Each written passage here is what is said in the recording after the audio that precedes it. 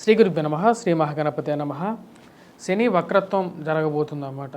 శని వక్రత్వం అంటే అసలు ఏంటి అంటే, జ్యోతిష్య రీత్యా గోచార రీత్యా శని వక్రత్వ ఫలం అనేది ఎప్పుడు యోగిస్తుంది, అసలు వక్రత్వాన్ని ఎప్పుడు కన్సిడర్ చేయాలి అంటే, శని కానీ ఏదైనా ఒక ప్లానెట్ కానీ ఏదైనా ఒక గ్రహం కానీ వక్రించినప్పుడు తన అంతకుముందు ఉన్నటువంటి రాశికి తిరిగి మళ్ళీ వెనక్కి వచ్చినప్పుడు పూర్వ రాశి యొక్క ఫలితాన్ని మళ్ళీ తిరిగిస్తుందని చెప్పేసి శాస్త్రంలో చెప్పబడింది అన్నమాట.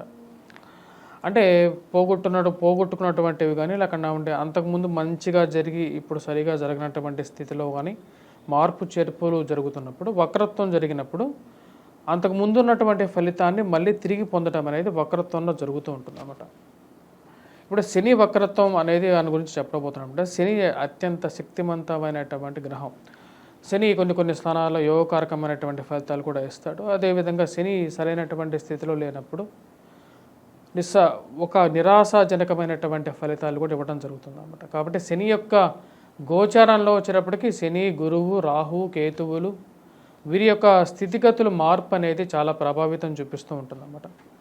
ఇప్పుడు శని వక్రత్వం అనేది జరగబోతుంది. ఈ యొక్క శని వక్రత్వం వచ్చేటప్పటికి 3 నెలల 15 రోజుల పాటు జరగబోతున్నది అన్నమాట. ఈ యొక్క ఫలితం అనేది ఎలా ఉండబోతుంది, అది గోచార రీత్యా రాశి రీత్యా ఎలా ఉండబోతుంది, అదేవిధంగా నక్షత్ర రీత్యా కూడా దీని యొక్క మార్పు అనేది ఉంటుంది. ఎందుకంటే కాలపురుషుడు నిర్ణయం అనేది ఒక నక్షత్రంలో శని యొక్క సంచారం జరుగుతున్నప్పుడు 27 నక్షత్రాల మీద కూడా దీని యొక్క ప్రభావం ఉంటుందని చెప్పి శాస్త్రంలో చెప్పబడింది అన్నమాట. దాని రీత్యా కూడా నా యొక్క గణన రీత్యా నేను 27 నక్షత్రాలకి ఎలా ఉండబోతుంది, ఏ రాశి వారికి ఎలా ఉండబోతుంది అనేది చూద్దాం.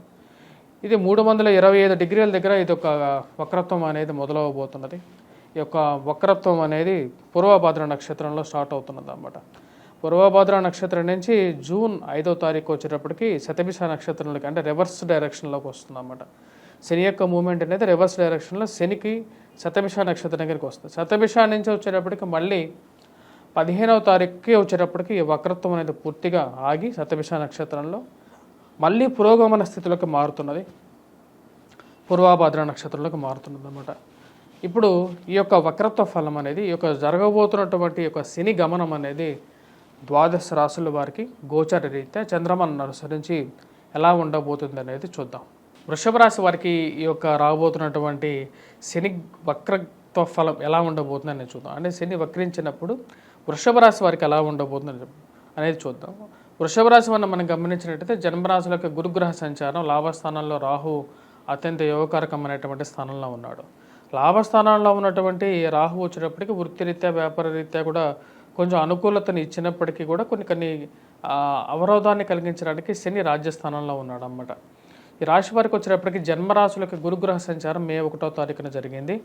గురువు ఎప్పుడైతే ఈ యొక్క జన్మరాశిలోకి సంచారం చేస్తాడో యోగాన్ని ఇవ్వడం అన్నమాట. అంటే ఏదో ఒక అవరోధాన్ని కలిగిస్తూ ఉంటాడు. అంటే చేసేటువంటి పనిలో అది ముందుకు జరగనటువంటి పరిస్థితి మధ్యలో ఏదో విధంగా ఒక అడ్డంకులు కలిగిస్తూ ఉంటాడు. అది ఆరోగ్యరీత్యా కూడా కొంచెం ప్రభావితం చూపించే విధంగా ఉందన్నమాట. పంచమంలో ఉన్నటువంటి కేతువు కూడా వచ్చినప్పటికీ పిల్లలకి అనారోగ్యాన్ని ఆరోగ్యరీత్యా కూడా కొంచెం ప్రభావాన్ని ఎక్కువగా చూపిస్తాడు అన్నమాట. కేతువు సరైనటువంటి స్థితిలో లేనప్పుడు ఆ యొక్క ప్రభావం అనేది ఇక రాశి వారి మీద ఉంటుంది అన్నమాట. ఎందుకంటే పంచమంలో కేతువు ఉన్నప్పుడు పంచమంలో ఉన్నటువంటి కేతువు యోగ్యాన్ని ఇవ్వడు. లాభస్థానంలో ఉన్నటువంటి రాహు వచ్చినప్పటికీ రాశి వారికి అనుకూలమైనటువంటి ఫలితాలు ఇస్తాడన్నమాట. రేపు రాబోతున్నటువంటి జూన్ 30వ తారీఖున జరగబోతున్నటువంటి ఈ యొక్క శని వక్రత్వం వచ్చేటప్పటికి మనం గమనించినట్లయితే జూన్, జూలై, అక్టోబర్ వరకు ఉందన్నమాట. దాదాపు 3 నెలల 15 రోజుల పాటు ఇది శని వక్రత్వ ఫలం అనేది జరుగుతున్నది. శని వక్రించేటప్పుడు వచ్చేటప్పటికి ముఖ్యంగా పూర్వభాద్ర నక్షత్రం నుంచి శతభిష నక్షత్రానికి మారబోతున్నాడు. ఈ యొక్క రాశి వారికి ఎలా ఉండబోతుంది అనేది చూద్దాం. ఇక రాశిలో వచ్చినప్పటికీ ముఖ్యంగా రాజ్యస్థానంలో ఉన్నటువంటి శని వచ్చినప్పటికీ అది యోగాన్ని ఎక్కువగా ఇవ్వడు. వృత్తిరీత్యా వ్యాపార రీత్యా కూడా కొంచెం అవరోధాన్ని ఎక్కువగా కలిగిస్తూ ఉంటాడు అన్నమాట. ముఖ్యంగా వచ్చేటప్పటికి చెప్పాలి అంటే చేసేటువంటి పనిలో ఎక్కువగా అవరోధాలు, అబ్స్ట్రక్షన్స్ అది ముందుకు జరగనటువంటి పనిగా ఉంటుంది. మరి అదేవిధంగా వృత్తిరీత్యా కూడా వచ్చేటప్పటికి కొన్ని కష్టాలు, గడ్డు కాలాలు ఏర్పడుతూ ఉంటాయి. అంటే ఈరోజు మీరు ఏదైనా పని మొదలు పెట్టారు అంటే పని ఈరోజు అయిపోవాలనుకుంటారు, కానీ ఆ పనికి ఎవరో ఒకరు అడ్డం పడటం అనేది ఒక పెద్ద ప్రాబ్లంగా ఉంటుందన్నమాట. దీనికి ముఖ్య కారణం వచ్చినప్పటికీ రవి యొక్క శని యొక్క రాజ్యస్థానాల్లో సంచారం చేస్తున్నప్పుడు ఇక ప్రభావం అనేది ఉంటుంది రాశివారి మీద. కాబట్టి రాశివారు కొంచెం జాగ్రత్తగా ఉండాలి. ముఖ్యంగా జాబ్ రిలేటెడ్గా హర్డిల్స్ అనేది ఉంటాయి. ఇటు వృత్తి వ్యాపారం రెండింటిని హర్డిల్స్ అనేవి కలిగిస్తూ ఉంటాడు. ఎందుకంటే 10th పొజిషన్లో ఉన్నటువంటి శని యొక్క ప్రభావమే అదే ఉంటుంది అనమాట. శని యొక్క దృష్టి మనం గమనించామంటే త్రిపాద దృష్టి అంటారనమాట. అంటే ఈ యొక్క త్రిపాద దృష్టి వచ్చేటప్పటికి శని వక్ర దృష్టి వచ్చేటప్పుడు పాపత్వాన్ని కలిగిస్తుంది. శని మనం గమనించినట్లయితే శని చూసేది 2 స్థానాలు అనమాట. 3వ ఇంటిని అదేవిధంగా రాజ్యస్థానాన్ని కూడా చూస్తాడు. అంటే ఈ యొక్క రాశి వారికి వచ్చేటప్పటికి మనం చూసినట్లయితే అది వ్యయ స్థానాన్ని చూస్తున్నాడు అనమాట. అంటే మేషాన్ని చూస్తున్నాడు. మేషం మీద శని యొక్క వక్రత్వ దృష్టి పడినప్పుడు దాని ప్రభావం వచ్చేటప్పటికి కొంచెం నెగిటివ్ ఇంపాక్ట్ అనేది ఎక్కువగా ఉంటుంది. అది డబ్బు ఖర్చు అనేది కొద్దిగా ఎక్కువగా ఉంటుంది అనమాట. అంటే ఆరోగ్యరీత్యా కూడా దీని ప్రభావం అనేది ఎక్కువగా ఉంటుంది. చేసేటువంటి పనిలో కొన్ని కష్టాలు అనేవి కూడా ఎదురవుతూ ఉంటాయి. మరి ఈ రాశి వారికి వచ్చేటప్పటికి 7వ దృష్టిని కూడా ఉంది. అంటే శని యొక్క త్రిపాద దృష్టిలో వచ్చేటప్పటికి 3వ ఇంటిని చూస్తాడు. అదేవిధంగా 10th హౌస్ని కూడా చూస్తాడు అనమాట. రాజస్థానాన్ని చూసినప్పుడు ఆ యొక్క దృష్టి వచ్చేటప్పటికి వీరికి 7వ మీద పడుతున్నది అనమాట. 7వ మీద ఎప్పుడైతే శని యొక్క దృష్టి ఎప్పుడైతే పడుతుందో దాని ప్రభావం అనేది వీరి మీద వైవాహిక జీవితం మీద కూడా వృషభ రాశి వారి మీద ఎక్కువగా ఉంటుంది.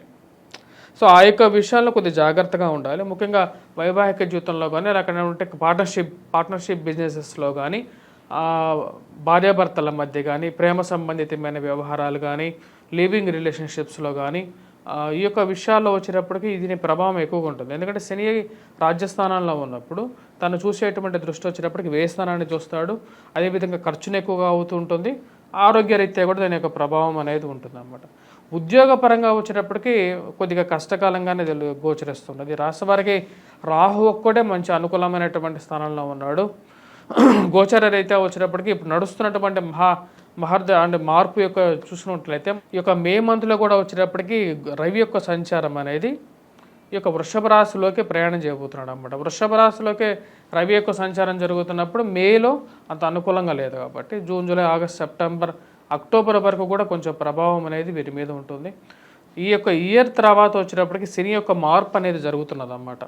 నెక్స్ట్ ఇయర్ అనేది వీరికి చాలా అనుకూలమైనటువంటి ఫలితాలు. అంటే 2025 మే నుంచి, అంటే ఎప్పుడైతే గురువు ధనస్థానంలోకి వెళ్తాడో దాని తర్వాత వచ్చేటప్పటికి శని కూడా వచ్చేటప్పటికి లాభస్థానంలోకి రావటం, వీటికి వచ్చేటప్పటికి రాబోతున్నటువంటి కొత్త సంవత్సరం అంటే 2025 అనేది వీరికి చాలా అనుకూలంగా ఉంటుంది.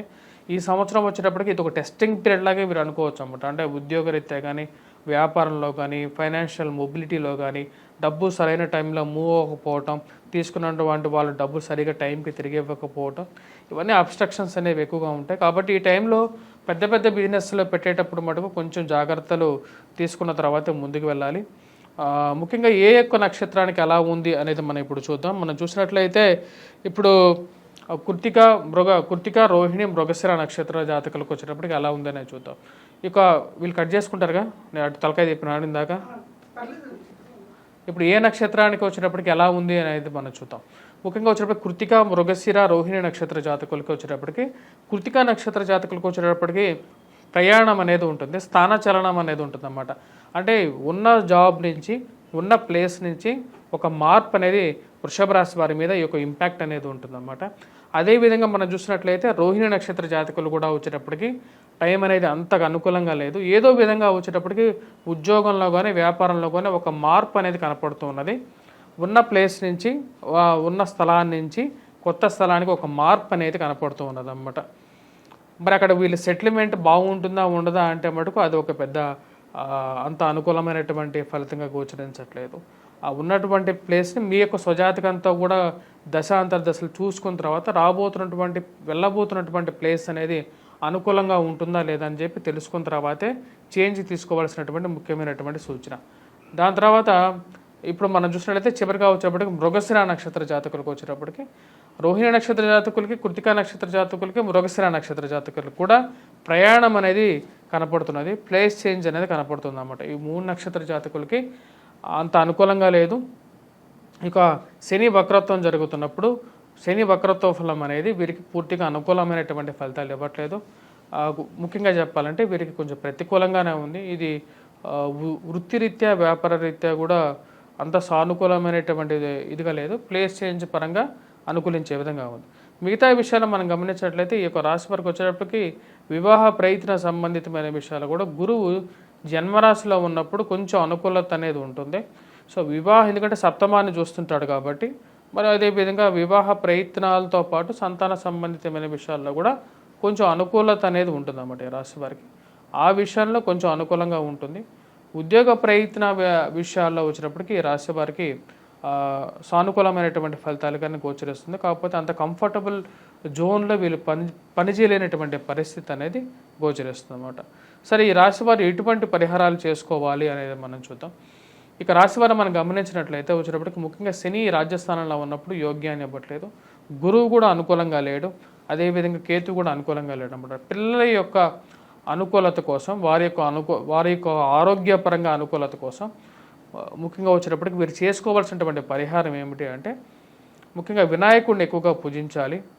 వినాయకుడికి వచ్చేటప్పటికి వీరు పూజించేటప్పుడు గడ్డిని కోసేసేసి వినాయకుడు ముందు సమర్పించాలి.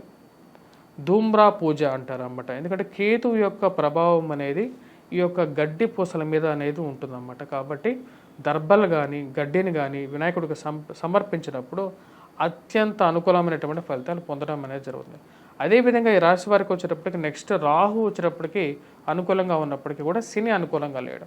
శని రాజస్థానంలో ఉన్నప్పుడు కొంచెం ప్రతికూలంగానే ఉంటుంది. కాబట్టి శని యొక్క అనుకూలత రీత్యా వచ్చేటప్పటికి వీరు నల్లటి నువ్వులను కానీ దానం చేయటం కానీ, నల్లటి కంబలిని కానీ అంటే కప్పుకునే బ్లాంకెట్ని కానీ ఎవరికైనా దానం చేయటం, మీ యొక్క చెప్పులు ఇక్కడ దేవాలయంలో శనివారం పూట వదిలివేసి రావటం, అదేవిధంగా శనిగ్రహ జపం చేసుకోవటం, శనిగ్రహ మంత్రాన్ని జపించటం, ఇవన్నీ చేసుకోవచ్చు అన్నమాట. అదేవిధంగా ఈ రాశి వారికి వచ్చేటప్పటికి ఇంట్లో ఏదైనా పాత ఇనుము అనేది ఉంటే ఆ పాత ఇనుముని దానంగా ఇవ్వటం అనేది కూడా ముఖ్యమైనటువంటి సూచన. వేరే వారికి దానంగా అంటే శని ఎప్పుడైనా సరే కొన్ని పదార్థాలు ఎక్కువగా ఉంటాడు అన్నమాట. నల్ల నువ్వులు కానీ, ఇనుము కానీ, వీటి యొక్క విషయాలు అన్నమాట. ఈ యొక్క సంవత్సరంలో వచ్చేటప్పటికి వీరు ఇటువంటి రెమెడీస్ చేసుకోవాలి. వీటితో పాటు జన్మరాశిలో గురువు అంత అనుకూలంగా లేడన్నమాట. జన్మరాశిలో సంచారం చేసినటువంటి గురువు యొక్క అనుకూలత రీత్యా వీరు చేసుకోవాల్సినటువంటి పరిహారాల్లో వచ్చేటప్పటికి ముఖ్యంగా గురువు యొక్క ఎనర్జీ అనేది యాంప్లిఫై చేసుకోవాలి. దానికోసం ముఖ్యంగా వచ్చేటప్పటికి గురుగ్రహ మంత్ర జపం చేసుకోవటం, మరి దత్తాత్రేయ స్వామి ఆరాధన చేసుకుంటే అనుకూలమైనటువంటి ఫలితాలు పొందడం అనేది జరుగుతుందన్నమాట. స్వస్తి.